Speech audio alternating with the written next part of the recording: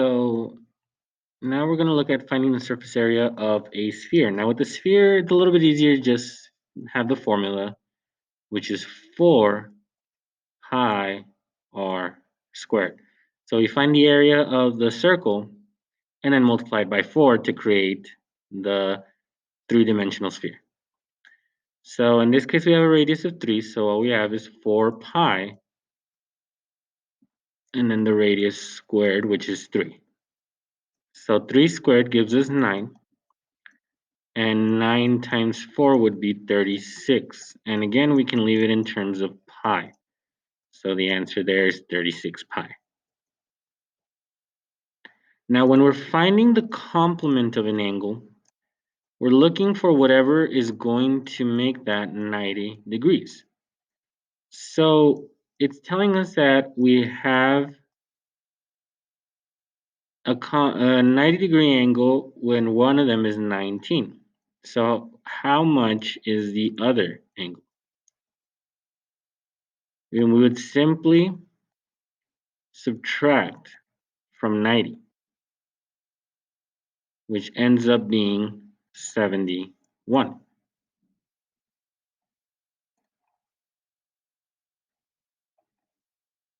If we're finding the supplement of an angle, then we're finding the angle that will make it equal to 180. Similar scenario here. We have an angle of 180 and it's telling us that one of the angles is 150. So what is the remaining angle going to be equal to? So this is 180 and we subtract 150, the angle that we know, and we're left with a difference of 30.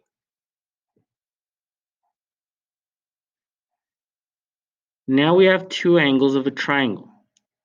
Now when we have two angles of a triangle,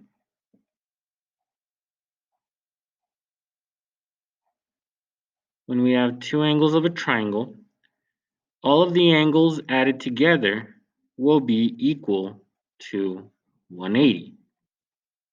So it's telling us that we have a triangle with angles of 79 and 11. So to figure out the missing angle, what we're going to do is two things. We can either add 79 plus 11 together. That will give us 90. And then subtract this 90 from 180. 180 minus 90, which is also 90. So the missing angle here is 90. That's one way of doing it.